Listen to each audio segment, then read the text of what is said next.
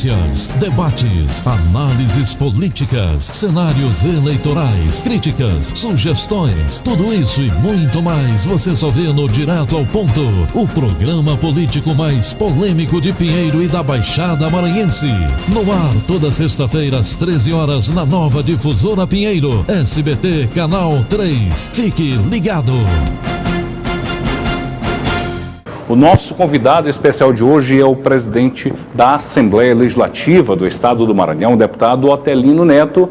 Vamos falar sobre a política em Pinheiro, na Baixada, no Maranhão, e no final ele vai fazer uma análise sobre o atual cenário da política brasileira. São as polêmicas que não param de ser realimentadas a cada dia pelo perfil do presidente que temos. Mas a gente vai começar falando aqui sobre as questões locais e estaduais. Deputado Otelino Neto, boa tarde, seja bem-vindo e para a gente sempre é um privilégio recebê-lo aqui. Tudo bem? Tudo bem, boa tarde, Sandro, boa tarde, telespectadores do programa Direto ao Ponto. Deputado, vamos começar com as questões que são motivo de indagações. Qual será o futuro do deputado Otelino Neto? Apostas. No meio, por exemplo, dos jornalistas. Há quem aposte que o senhor será, em breve, em 2022, futuro governador do Estado do Maranhão. Outros apostam ocupando um cargo no Senado, futuro senador. Antes de o senhor responder, se é que já há resposta, né? Como explicar que o senhor teve uma ascensão tão rápida em anos recentes, terceiro mandato de deputado, agora reeleito presidente da Assembleia Legislativa e por unanimidade, porque eu venho acompanhando a Assembleia Legislativa desde os anos 90. E eu comento sempre aqui no programa que eu vejo algo diferente no tratamento dispensado pelos deputados à sua figura. Por exemplo, quando um dia antes do senhor assumir interinamente por 2 dias o governo do Maranhão, eu vi a sua chegada no plenário da Assembleia e os deputados comemorando, como se fosse uma comemoração de um gol. Governador, eu nunca vi isso. O que eu percebo é que os deputados, inclusive da situação da oposição, independentemente do partido ou das tendências ideológicas, eles torcem pelo senhor. E uma reeleição unânime, apenas com a ausência de um. Como explicar o fato de o senhor ser tão querido e haver tanta torcida pelo seu mandato, pelo seu bom desempenho, numa casa legislativa em que você tem tantas tendências? Sandro, a resposta para isso é uma relação sempre muito respeitosa e afetuosa com os colegas deputados estaduais. Nós conseguimos conviver bem com as diferenças. Todos os deputados são tratados de forma igual, independentes de fazerem parte da corrente política, por exemplo, que eu faço, ou de fazerem parte de uma outra corrente política, independente da sua posição ideológica, independente da sua religião, todos têm um tratamento muito respeitoso. Até porque eu costumo dizer que a essência do parlamento é justamente a diversidade. Ali terem 42 deputados de origens diferentes, com pensamentos diferentes, e essa diversidade de ideias é que faz com que o parlamento seja de fato a representatividade maior da sociedade, porque ali todos os segmentos, a grande maioria dos segmentos, está representada. E vamos lá, não sei se dá para trazer essa informação, mas eles lhe incentivam, por exemplo, Otelino, da próxima vez governador, Otelino, da próxima vez senador. O senhor recebe esse tipo de incentivo dos colegas parlamentares? Muito, muito. Eu fico, inclusive, grato aos colegas pelo entusiasmo, pela forma carinhosa com que me tratam, pela confiança de terem me elegido presidente da Assembleia para o primeiro biênio e, em seguida, já me elegeram novamente presidente para o segundo biênio. Isso é uma demonstração de confiança, de carinho, e eu retribuo isso trabalhando para que a Assembleia se fortaleça cada vez mais. Ali, todos os deputados têm as suas prerrogativas garantidas. Sim. Mesmo em alguns momentos há algum questionamento, por exemplo, quando tem uma tentativa de protelação da apreciação de um projeto de lei, e eu digo, olha, aqui não, nós temos que garantir todos os espaços que o regimento estabelece para discussão, até mesmo a obstrução, que é o quê? É o deputado pedir a conferência do quórum para ver se ainda há quórum para apreciar os projetos, que ele pode pedir. A obstrução é um instrumento legítimo. Enfim, esse respeito e esse cuidado é que certamente fazem com que haja esse carinho mútuo. Eles me estimulam, sim, sem dúvida. Eu vejo este projeto de uma possível candidatura majoritária, vejo com atenção, acho que pode ser um próximo passo, no meu caso especificamente, para 2022. Já, inclusive, informei não só aos colegas deputados, mas informei aos outros agentes políticos do nosso grupo que vejo com simpatia a hipótese de disputar uma vaga no Senado. Então, o trabalho político nesse sentido vai ser me preparar para uma candidatura majoritária. Esse é um desejo, não é uma imposição. Em política não dá para você simplesmente impor uma situação. Vamos trabalhando essa possibilidade, conversando, dialogando com os deputados, com os demais líderes, com os presidentes dos partidos, com os prefeitos, com as forças políticas, mesmo os que não são prefeitos, de oposição, com os vereadores, as vereadoras, os vice-prefeitos, conversando para que no momento oportuno tomemos uma decisão em conjunto. O nosso campo político hoje é majoritário no Maranhão e eu tenho a convicção de que nós, esse grupo político juntos, nós conseguiremos ter êxito novamente em 2022, assim como tivemos em 2018. E eu quero e serei um instrumento da construção deste consenso. Nenhum projeto meu ele será algo impositivo. E quando é algo impositivo, você quebra o diálogo. Quando quebra o diálogo, aumenta o risco de insucesso. Então, eu, ao tempo em que afirmo que desejo participar da chave majoritária, afirmo também que serei um eterno, um permanente instrumento do diálogo e da construção de consenso no nosso campo político. Pela sua resposta, dá a impressão que o Senado seria, digamos, um caminho natural para 2022. Agora, o que gera dúvida é o seguinte: quando o senhor assumiu interinamente por 2 dias o governo do Estado, foi um acontecimento. Eu lembro de pessoas que assumiram o governo do Estado por 2 ou 3 dias nos últimos mandatos, né, talvez de Jackson Lago para cá. Mas no seu caso foi um acontecimento. A imprensa foi abastecida durante 2 dias com os mais variados acontecimentos. E aí isso gerou dúvida, porque muita gente entendeu que pareceu uma preparação de cenário para o governo do Estado. Foi exagero aquilo ali?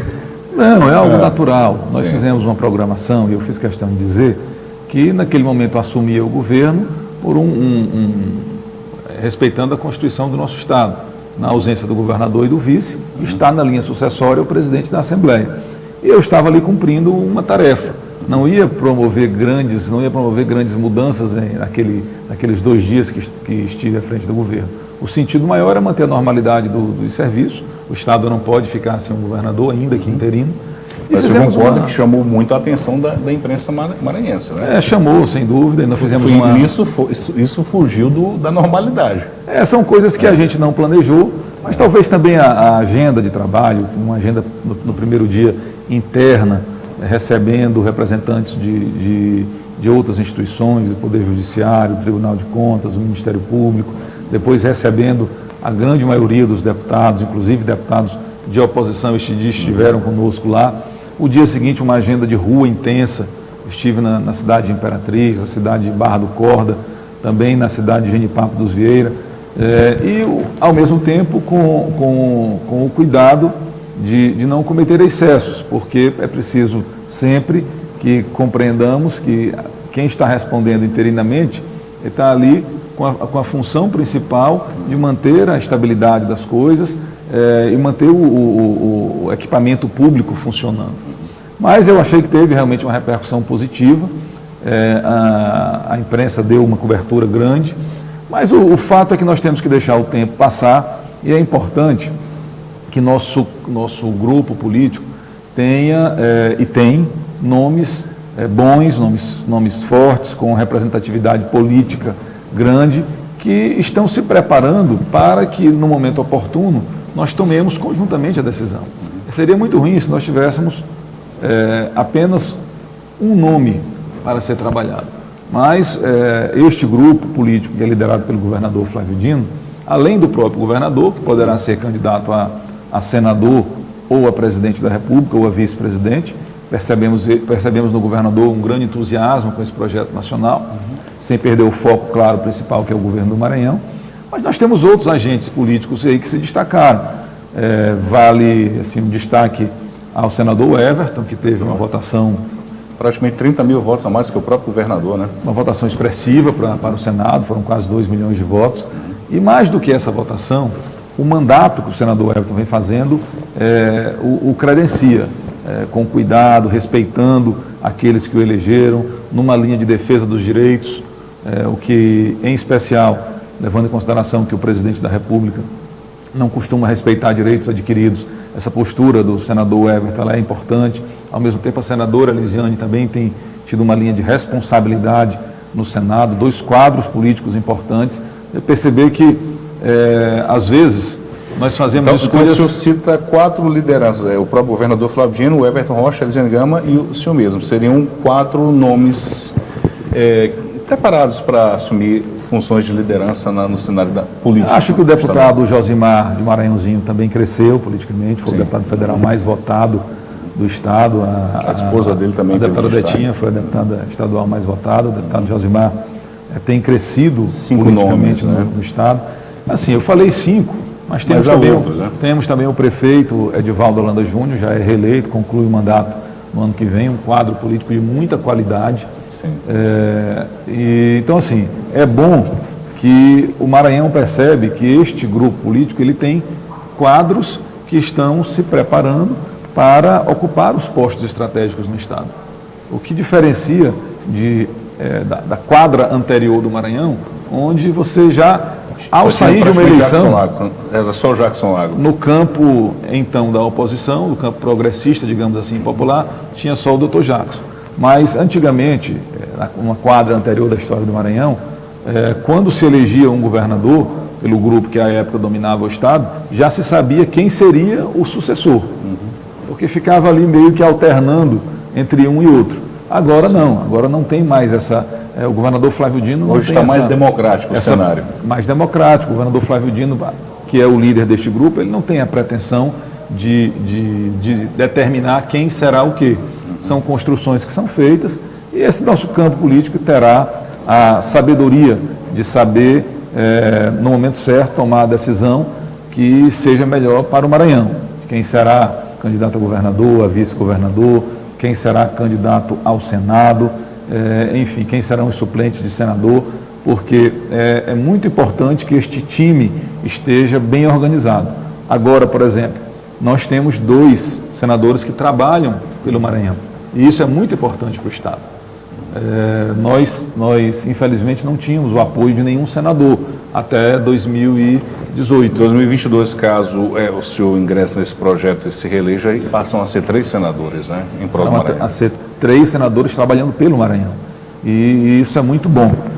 O Estado precisa muito da sua bancada federal, dos senadores, dos deputados federais e sem dúvida que o Senado, principalmente neste cenário atual, onde tem uma tendência de retirada de direitos, ter 2 senadores como nós temos, o senador Everton e a senadora Elisiane, comprometidos com essas causas mais caras do povo brasileiro, com aquele segmento da população que mais precisa, é essencial para que você possa colocar freio em arroubos autoritários que são frequentes no atual comando do país. O senhor falou de, basicamente, 6 ou 7 nomes de líderes na política estadual maranhense. Esse não é o problema da esquerda, que não preparou um sucessor para Lula? Bom, essa é uma pergunta de múltiplas respostas. A esquerda, ela tem naturalmente que dinamizar suas lideranças nacionais, mas não preparou um sucessor do Lula, porque também não se imaginava que o Lula seria, o ex-presidente Lula, teria a sua carreira política interrompida de forma radical e, na minha avaliação, injusta tão rapidamente. Aqui não é nenhuma declaração de que o Lula seja santo ou coisa parecida, mas na minha interpretação e de muitos operadores do direito, de que a condenação do ex-presidente Lula, ela não foi uma condenação justa. Não ficou provado que ele cometeu crimes a ponto dele ser condenado e ter a sua liberdade castrada e os seus direitos políticos também. Como aconteceu isso de uma forma repentina, não se teve tempo de preparar novas lideranças, até porque nós temos convicção de que se o Lula tivesse sido candidato a presidente, muito provavelmente ele teria sido eleito. Eram o que sugeriam as pesquisas isso, né? à época. Não sei se o ex-presidente Lula vai ter os seus direitos políticos reativados, principalmente depois dessas descobertas aí de condutas, digamos, de condutas questionáveis no que diz respeito ao julgamento do processo que o levou a hoje estar cumprindo pena. Não sei se esse julgamento pode resultar, por exemplo, na decretação de suspeição do então juiz Sérgio Moro, e se as consequências disso seriam não só a liberdade, como a reativação dos direitos políticos. De toda forma, hoje a gente percebe no cenário nacional lideranças se consolidando no campo da esquerda. E aí vale citar o governador Flávio Dino, que ocupa cada vez... Exatamente isso. O Ciro Gomes poderia ser a bola da vez, mas Ciro Gomes me parece que ele tem um problema de temperamento, né? Como é que o senhor analisa as possibilidades do nome de Flávio Dino se tornar um dos pesos pesados da política nacional? Sandro, o governador Flávio Dino é um dos melhores quadros políticos do país. É um homem preparado, já respeitado na classe política nacional. Tem o caso de sucesso do Maranhão para mostrar para o país. É um político que tem coragem, porque para embarcar num projeto desse você precisa ter coragem, principalmente quando ele se coloca como alguém que faz o enfrentamento a determinadas circunstâncias que ele considera injustas. Tem posicionamentos muito claros, nacionais, algumas vezes até contra-majoritários, ao invés de trilhar pelo caminho sempre mais fácil. O governador Flávio Dino tem adotado uma postura de defender aquilo que está na Constituição, aquilo que considera justo para a política e principalmente combatendo esse discurso de que a destruição do Estado e a retirada de direitos historicamente conquistados pelo povo brasileiro seria a solução para o Brasil voltar a crescer. Por exemplo, cito o caso da reforma da Previdência. É unânime que a Previdência precisa ser reformada, mas ela não precisa ser destruída. E a proposta que o governo federal encaminhou para a Câmara, ela destruía o sentido principal da Previdência Pública, que é o sentido compensatório. Ela atinge exatamente aquele segmento da população que mais precisa. Imaginemos nós que a proposta que foi encaminhada pelo governo federal acabava com o BPC, que é o benefício continuado. Imagine quantos baixadeiros, quantos maranhenses sofreriam e passariam a viver em condições de miséria se o BPC fosse extinto, ou se fosse reduzido para R$400, como propôs o governo federal. Imaginemos nós se a proposta da reforma da Previdência para os trabalhadores rurais, se ela fosse aprovada. O impacto disso na vida dos trabalhadores e trabalhadoras rurais. No Maranhão, por exemplo, o que ia acontecer é que, majoritariamente, os trabalhadores e as trabalhadoras rurais não conseguiriam se aposentar. Então, essa reforma, a proposta já foi melhorada na Câmara, mas ainda tem alguns erros graves, e cito um, por exemplo, que é a redução da pensão. Por exemplo, o cidadão contribui a vida inteira e tem uma pensão, um determinado valor. Pela nova regra, quando tem uma aposentadoria, aliás, de um determinado valor. Pela nova regra, quando o contribuinte morre, o esposo ou a esposa tem direito à pensão, mas com um redutor de 40%. Ora, isso aí vai tirar 40% do valor para a pensão, vai provocar sérios danos à pessoa. Até porque na velhice que as pessoas têm mais despesas. Ao passo que muitas já não têm mais a obrigação de sustentar os filhos, mas já começam a ter alguns problemas de saúde, a necessidade de comprar remédio, de ter mais acompanhamento médico, enfim, é um pacote de maldade que é preciso ser combatido, e o governador Flávio Dino ele tem se comportado como uma referência neste combate à retirada de direitos. Além do governador Flávio Dino, tem outros quadros políticos que vão se afirmando. O próprio Ciro Gomes é um quadro político, é um político muito valoroso, inteligente, preparado. Ele tem esses momentos de temperamento mais forte, mas isso não o desqualifica. É sem dúvida um dos melhores políticos que o Brasil já produziu. Você entende que aqueles deputados do PDT que votaram a favor da reforma deveriam ser expulsos do PDT, a exemplo de Tabata, que eu acho que ao todo foram talvez 7 deputados?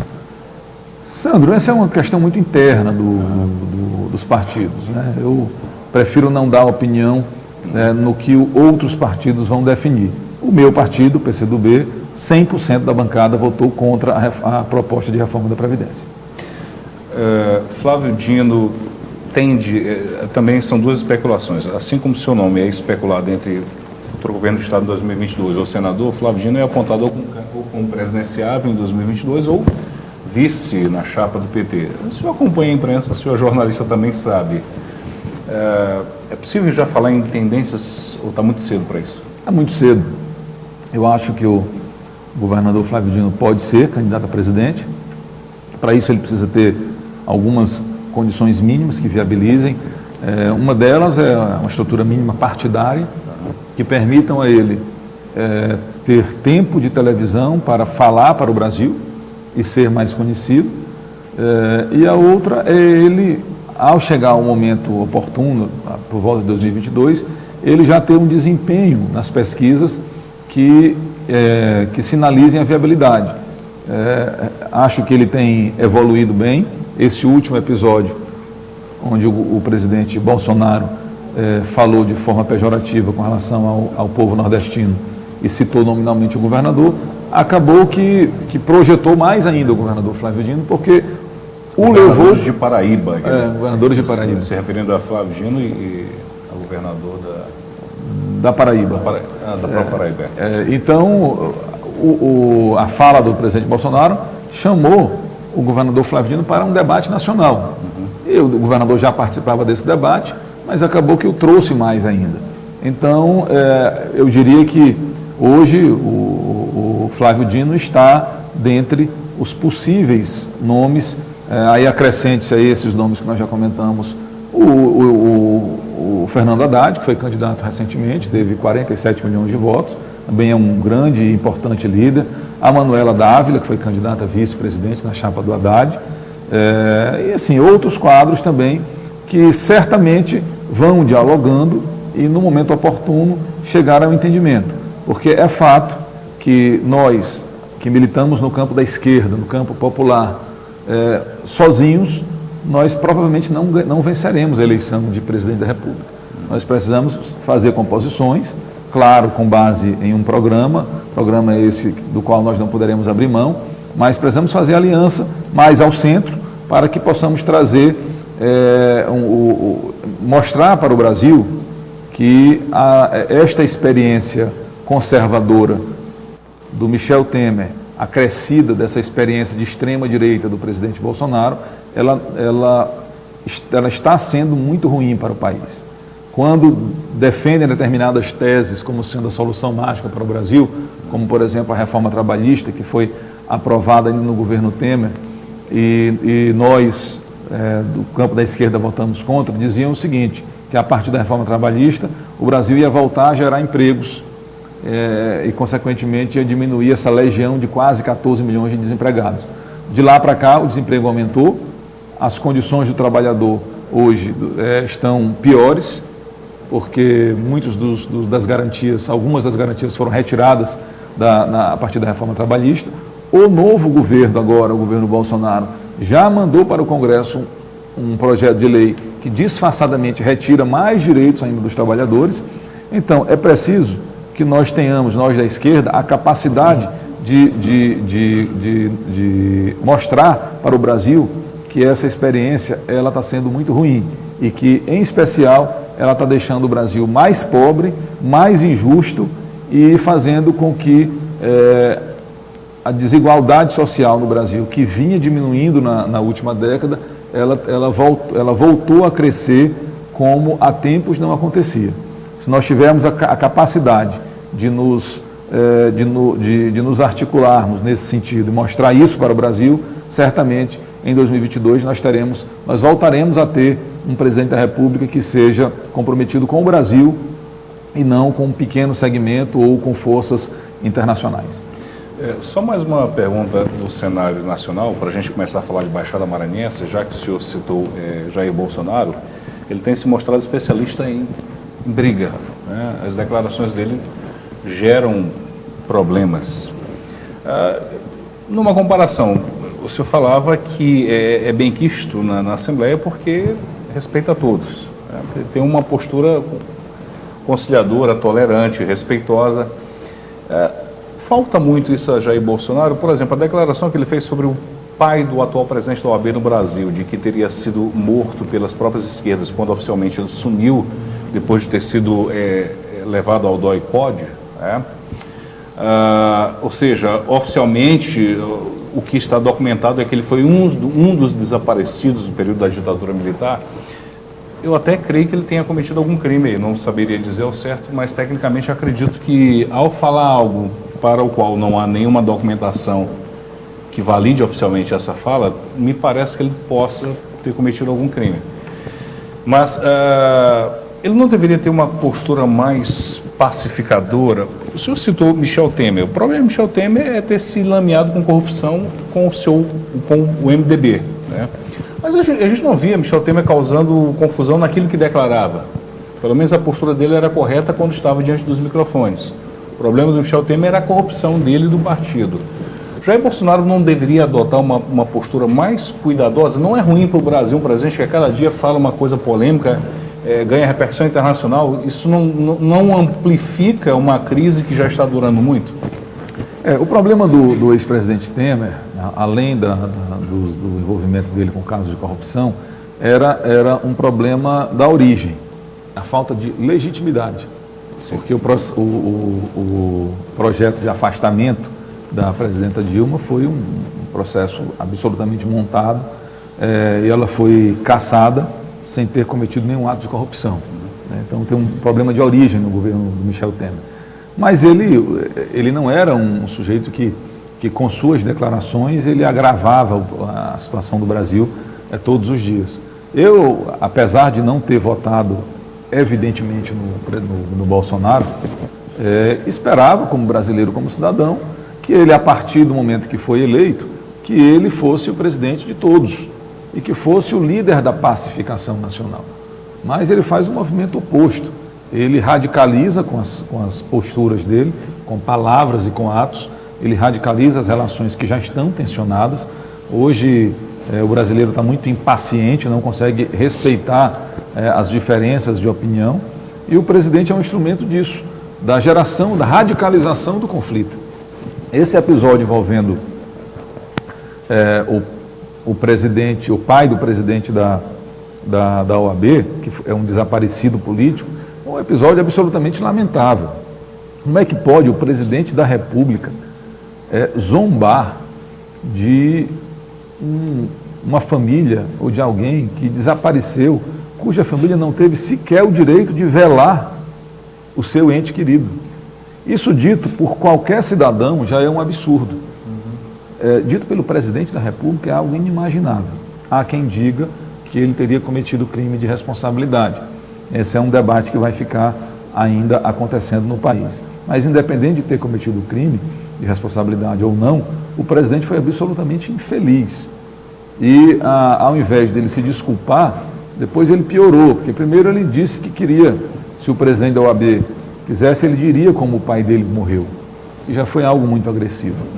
Depois ele, ao dispensar uma reunião com o embaixador da França e para ir ao salão cortar o cabelo, no salão ele gravou um vídeo dizendo que, acusando que teriam sido os próprios companheiros de luta política do pai do presidente da OAB que o teriam assassinado. Agora, recentemente, ele, quando a polêmica se estendeu, ele disse que não disse nada demais. E o ato objetivo que ele adotou depois dessa polêmica que ele próprio criou foi mudar a composição da Comissão da Verdade, começar da presidente da comissão, porque a presidente não concordou com o palavreado e com o conteúdo do que ele disse. Enfim, é muito triste ver um país do tamanho do Brasil, com o potencial que o Brasil tem, ser governado por alguém tão despreparado, alguém que conspira contra o Brasil, que bate no peito para dizer que e se orgulha de ser preconceituoso, de não respeitar as diferenças e que, infelizmente, até agora só tem feito mal ao nosso país. Falando agora sobre Baixada Maranhense, o senhor pôde acompanhar as questões envolvendo a barragem do rio Pericumã. Neste ano houve um intenso período de chuvas, houve rompimento do cabo da única comporta que funciona, alguns bairros ficaram alagados aqui em Pinheiro, comunidades ribeirinhas viram as casas sendo invadidas. E há essa luta, a própria Comissão de Obras da Assembleia esteve aqui, os deputados visitaram, enfim. O que se sabe, a comporta foi construída, se eu não me engano, no ano de 1982. De lá para cá ela nunca sofreu, de fato, uma reforma considerável. É de responsabilidade do governo federal. Eu confesso uma certa descrença de que o DOCS, se eu não me engano, DENOX, né, que é o departamento responsável por obras, por barragens no Brasil, venha um dia fazer uma análise técnica e uma completa reforma. Como se houver essa questão da necessidade de uma restauração completa da barragem do Bacanga e com o perfil do governo federal que temos?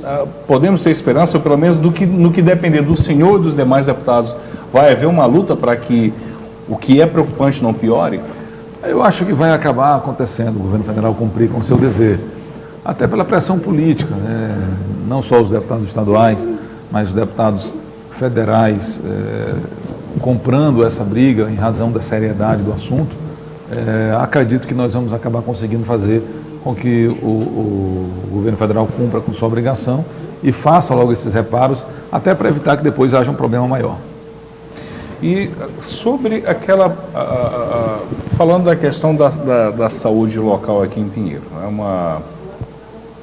uma reivindicação é o centro de hemodiálise aqui de Pinheiro. O senhor acompanha o assunto, inclusive nas entrevistas que o senhor concedeu ontem, eu não pude acompanhar de agora a pouco na rádio de Penaldo, não é isso? Rádio Pinheiro FM. Rádio Pinheiro FM, mas é uma reivindicação e me parece que grande parcela da obra foi concluída, mas de fato os serviços não iniciam. O que aconteceu? Por que esse centro de fato não teve a sua inauguração e os serviços definitivamente oferecidos à população? Eu cheguei em Pinheiro na quarta-feira à tarde, final da tarde. Na quarta-feira de manhã ainda estive com o secretário Carlos Lula e mais uma vez eu questionei sobre a questão do centro de hemodiálise. Ele me explicou que, infelizmente, a empresa que estava executando a obra abandonou a obra. E como o centro de hemodiálise é uma obra que é financiada com recursos do BNDES, emprestados através de um empréstimo feito ao governo do Maranhão para viabilizar determinados projetos, não é simples fazer o distrato e contratar uma nova empresa. Então, o governo do Estado está em tratativas com o BNDES para ver a forma de cancelar o contrato com essa empresa que abandonou a obra e contratar uma nova empresa para concluir. É um problema grave, constrange inclusive o governo, porque não adianta a obra estar quase pronta. O sentido, ela está pronta e atendendo as pessoas. Embora tenham montado uma estrutura provisória para já fazer hemodiálise no macro regional, mas claro que todos nós temos pressa para que o centro de hemodiálise seja inaugurado. Espero que com pouco tempo consiga se resolver esse problema burocrático junto ao BNDES para que a obra possa ser retomada e concluída. Mas por enquanto não é possível falar em prazos, né? Mas que o que dá para fazer, para falar é que o governo está tentando acelerar o processo. O secretário me disse isso, que estão assim, dando prioridade a esse assunto. Por razões óbvias, a população da Baixada precisa desse centro de hemodiálise para acabar com esse sofrimento de ficar tendo que ir a São Luís e retornar. As pessoas já estão com a saúde debilitada.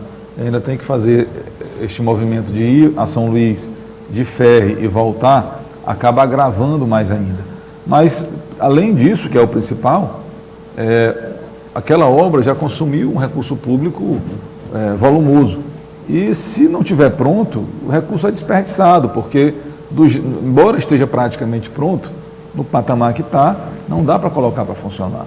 Então, a pressa do governo no sentido de resolver e colocar o centro de hemodiálise para funcionar o quanto antes. E quanto à suspensão de alguns serviços no Hospital Macro Regional de Pinheiro, Hospital Macro Regional Dr. Jackson Lago? O secretário Lula me disse que o governo do Estado, em razão da falta de recurso, está redimensionando alguns serviços em toda a rede. Surgiu um comentário de que poderia ser desativada a ortopedia aqui no Hospital Jackson Lago. E a população de Pinheiro, da Baixada como um todo, pode ficar tranquila, todos os municípios que são atendidos aqui pelo macro regional, que o serviço de ortopedia não vai ser extinto. Serviços que são menos demandados pela população, esses sim serão extintos, porque quando o secretário me explicou que quando se tem, por exemplo, um determinado profissional da área médica de plantão, ele está de plantão 24 horas, se não tiver nenhuma demanda de atendimento, esse profissional que está de plantão, ele tem que ser pago do mesmo jeito. Então, o governo do Estado faz esse redimensionamento com o objetivo de, ao mesmo tempo, reduzir despesas, por não conseguir custear a rede na forma como ela está desenhada hoje, e, ao mesmo tempo, utilizar os recursos que já são poucos. Por exemplo, o que adianta ter um determinado serviço que praticamente não é utilizado, e outros serviços que são muito utilizados poderiam, por exemplo, ser ampliados. E aí me refiro a ortopedia, pediatria, cirurgia, enfim, serviços que são permanentemente demandados, até acima da capacidade das equipes de plantão atender, e que podem ser priorizados fazendo esse redimensionamento da rede. Sobre a política de Pinheiro, aí saiu uma pesquisa recente, à frente, o deputado estadual doutor Leonardo Sá, também destaque para o ex-prefeito Filuca e para o atual prefeito Luciano, pelo menos segundo essa pesquisa, são os três que estão mais à frente na pesquisa. Claro que no ano que vem outros nomes devem surgir, se bem que o processo sempre afunila no final, se fechando em 3 ou 2 nomes. Como é que o presidente da Assembleia analisa esse cenário que se desenha para as eleições municipais de Pinheiro para o ano que vem? E qual será o critério para se definir? O senhor planeja apoiar alguém, se envolver diretamente, vai ficar mais como observador? Bom, primeiro, eu soube também da pesquisa que foi veiculada. Só uma pergunta, os blogueiros disseram que o senhor encomendou a pesquisa. Eu fiz a pergunta para o senhor lá na profissão, você falou, não foi eu. Não encomendei pesquisa. Então os blogueiros erraram, né? Acho que foram os 4 daqui acho da que região. a fonte acabou informando que eu teria contratado, mas eu não contratei. Eu soube dos números da pesquisa. E acho assim que a eleição, cujo prefeito é candidato à reeleição, ela é um pouco a análise da gestão. O prefeito Luciano, ao passo em que ele consegue melhorar a qualidade da gestão, ele aumenta as possibilidades de reeleição. Eu diria que ele é naturalmente um candidato forte, ele é o atual prefeito, tem um time político grande, e em conseguindo superar alguns obstáculos da gestão, se afirmará como um forte candidato. O deputado Leonardo também é um forte candidato, ele já tem aí um tempo já de dedicação à política de Pinheiro, foi vereador, candidato a prefeito na última eleição, ficando em terceiro lugar. Agora se elegeu deputado estadual com uma votação expressiva aqui na cidade.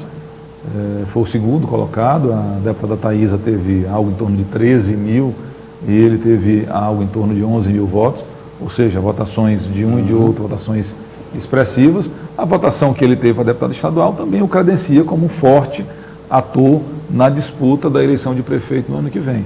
Ouço falar também da possibilidade de candidatura do ex-prefeito Filuca, que é sem dúvida também um agente político forte na cidade, foi prefeito 3 vezes da cidade de Pinheiro e ainda ganhou uma eleição elegendo sucessor. À época o ex-prefeito Zé Arlindo era aliado do Filuca e foi eleito com o apoio dele. Então é sem dúvida um agente político importante na cidade e que precisa ser levado em consideração. Eu não me atreveria a fazer um prognóstico de quem vencerá a eleição, mas finalmente respondendo a sua pergunta, a ideia nossa é participar da eleição. Eu sou um agente político e o agente político deve participar das eleições. Eu vou esperar mais um pouco, apreciar bem o cenário. No momento oportuno, mais na frente, nós vamos nos posicionar. O fato é que... O relacionamento com os três, como o senhor define? O seu relacionamento com esses 3 nomes? Uma boa pergunta, Sandro. Um relacionamento muito bom. O deputado Leonardo é um amigo pessoal de muitos anos. Agora, além disso, está lá na Assembleia como deputado estadual, convive comigo no dia a dia. O prefeito Luciano, embora nós tenhamos... Nós estivemos em palancas diferentes nas eleições de prefeito última, a eleição onde ele foi vencedor e nós perdemos a eleição. Nós temos uma relação pessoal também muito boa. Tanto o prefeito Luciano e a deputada Thaisa, que foi apoiada por ele e compõe a nossa base lá na Assembleia Legislativa, quanto o deputado Leonardo, pertencem ao nosso grupo político. Os dois, internamente na Assembleia, inclusive, são nossos aliados, participam votaram em mim, tanto na eleição quanto na reeleição. Então, uma relação muito saudável. A relação pessoal com o ex-prefeito Filuca também é uma relação boa, assim como com o ex-deputado Vitor, sendo que, no campo da política estadual, eles não militam no mesmo grupo nosso. Então, tem essa diferença. Com os 3, uma relação pessoal boa, e no caso do ex-prefeito Filuca, tem essa diferença de que ele faz oposição a nível estadual ao nosso campo político. Mas, seja qual for a posição que eu vier a tomar aqui nas eleições do município de Pinheiro, serão preservadas, e isto é prioridade, as minhas relações políticas, tanto com o deputado Leonardo Sá, quanto com o prefeito Luciano, estendendo isso à deputada Thaisa, que foi a deputada mais votada na cidade de Pinheiro, com o apoio do prefeito Luciano. Ficou alguma rusga? Houve algum problema de relacionamento após os resultados das eleições do ano passado? Inclusive, o senhor teve 60 mil votos, foi uma votação respeitável, né? Quem ultrapassa mais dos 60 mil votos, historicamente nas últimas eleições, está num patamar que só uma minoria alcança. E outro detalhe, o senhor fez questão de frisar que poderia ter trabalhado com uma margem acima de 70 mil votos, mas não queria invadir espaços eleitorais de colegas de parlamento para manter um bom relacionamento. É claro que o senhor tinha todas as condições de ter talvez até 15 votos a mais, né? Pessoas ligadas ao senhor me informaram isso, mas preferiu ser coerente e não prejudicar outros colegas do parlamento, o que foi uma postura bastante elogiada, porque a gente sabe que já houve momentos em que o presidente do parlamento agia como trator, como rolo compressor, né? Mas assim, 1.100 votos em Pinheiro lhe deixou chateado? Isso gerou um problema com o grupo do ex-prefeito Filuca Mendes ou com o Vitor Mendes? Para que fique bem esclarecido, porque esse tipo de boato foi alimentado à época. Sandro, uma boa pergunta. Assim, não tem absolutamente nenhum tipo de mágoa ou de mal-estar entre mim e o ex-prefeito Filuca ou o ex-deputado Vitor. Pelo contrário, temos uma relação pessoal boa, uma relação de respeito mútuo, independente circunstancialmente estarmos em campos políticos juntos ou separados, de minha parte, muita consideração e muito respeito por ambos. Quanto à minha votação aqui em Pinheiro, eu sou muito grato pelos votos que tive. Eu costumo dizer que não se reclama de voto, voto se agradece. Eu tive 60.386 votos, uma parte desses votos foi aqui na cidade de Pinheiro, ou seja, ajudou na minha eleição, e eu agradeço a cada... Na Baixada o senhor foi o mais votado entre todos os 42 deputados eleitos. Na Baixada Maranhense o senhor acabou sendo mais votado, não é isso? Fui mais votado na Baixada, fui votado em boa parte dos municípios, mas só concluindo sobre a votação em Pinheiro, agradeço a cada cidadão, a cada cidadã aqui da querida cidade de Pinheiro que me confiaram o seu voto. O fato de ter tido menos ou mais votos, isso é consequência do jogo da política. Até porque aqui tinham Então o senhor não se sente injustiçado? Porque assim, o que as pessoas comentam, o deputado Otelino, por meio das emendas dele, ele trouxe asfaltamento para a cidade, para alguns bairros e tal, e eles achavam que o senhor tinha ficado chateado. O senhor se sente injustiçado ou nunca se sentiu? Não me sinto injustiçado, me sinto respeitado pela população de Pinheiro. A questão da quantidade de votos é melhor quando você tem a sensação de que trabalhou muito, embora não tenha tido uma grande votação, do que quando a sensação é inversa, quando você teve muito voto, mas não conseguiu fazer nada pela cidade. Então eu agradeço, reitero o agradecimento à população de Pinheiro, vou continuar ajudando, trabalhando por esta cidade por quem eu tenho muito carinho, muito apreço. Não é uma cidade onde eu faço só política, venho a Pinheiro porque gosto da cidade, muitas vezes venho inclusive sem agenda pública, a gente vem para cá, eu e a Ana Paula, trazendo as crianças, e é uma cidade que eu gosto muito. E realmente fui mais votado na Baixada, o que aumenta a minha responsabilidade e aumenta a representatividade. Me sinto agora até mais legitimado para defender os interesses da Baixada Maranhense. Afinal de contas, eu fui o mais votado na cidade de Alcântara, fui o segundo mais votado na cidade de Bequimão, aqui do nosso querido Janderson, que é o coordenador-chefe da saúde aqui da Regional de Pinheiro, lá sob a liderança do ex-prefeito Diniz, um amigo muito querido, um líder lá na cidade de Bequimão. Fui votado aqui em Pinheiro, fui votado em Perimirim, em Palmeirândia, fui votado em São Bento, fui votado em Presidente Sarney, em Santa Helena, em Mirinzal, fui votado em Perimirim, em Penalva, enfim, fui votado em Monção, que já é do outro lado ali, mas ainda tem características climáticas e geográficas de Baixada, fui votado em Anajatuba, que também já é num outro extremo.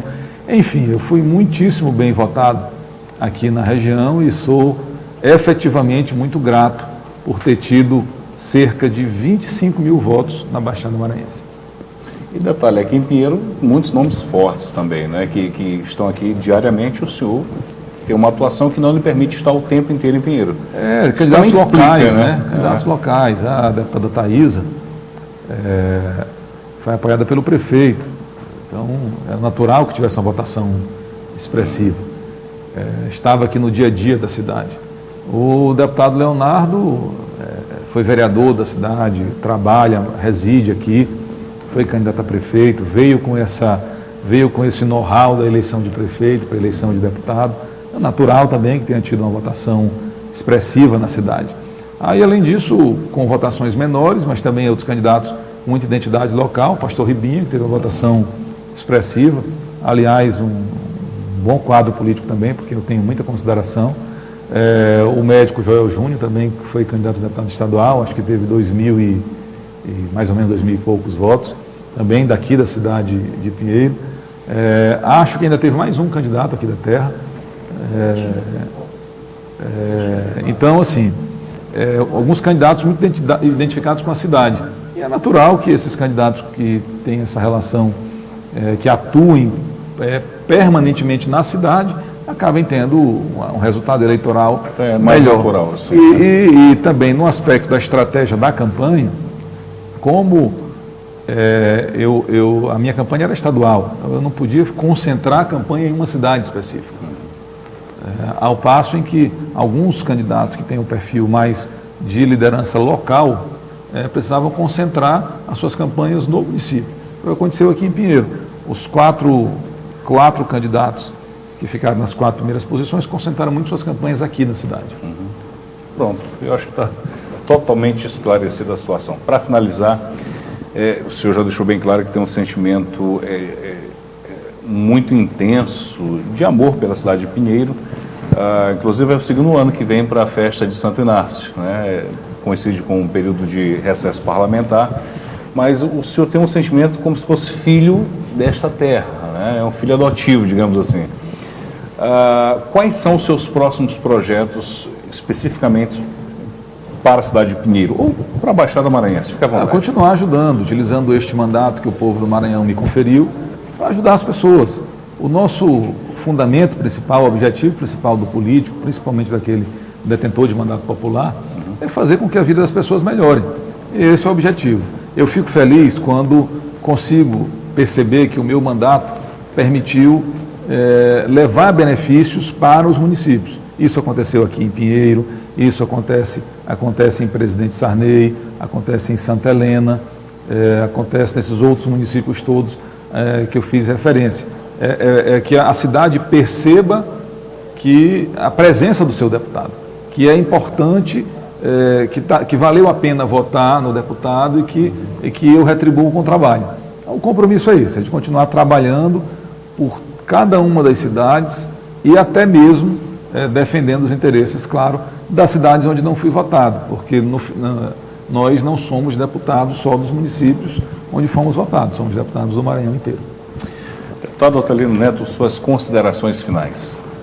Sandro, quero só agradecer a oportunidade de falar aqui para a população de Pinheiro e região, aqui pelos microfones do SBT, da Nova Difusora, me colocar à disposição para voltar outras vezes, para falar um pouco do nosso mandato, do desempenho do mandato, das ações também como presidente da Assembleia, falar de ações para o benefício da Baixada Maranhense e, claro, também, quando necessário, comentar sobre a política e a vida aqui na querida cidade de Pinheiro. Essa foi a entrevista com o presidente do Poder Legislativo Estadual da Assembleia Legislativa do Maranhão, deputado Otelino Neto. Chegamos ao fim de mais um Direto ao Ponto. Obrigado pelo seu carinho, obrigado pela sua audiência. Boa tarde, Pinheiro, boa tarde, Baixada, boa tarde, Maranhão, boa tarde, Brasil. Tenha um excelente fim de semana. Deputado, muito obrigado. Obrigado. Deus abençoe. Tchau, tchau. Denúncias, debates, análises políticas, cenários eleitorais, críticas, sugestões, tudo isso e muito mais você só vê no Direto ao Ponto, o programa político mais polêmico de Pinheiro e da Baixada Maranhense.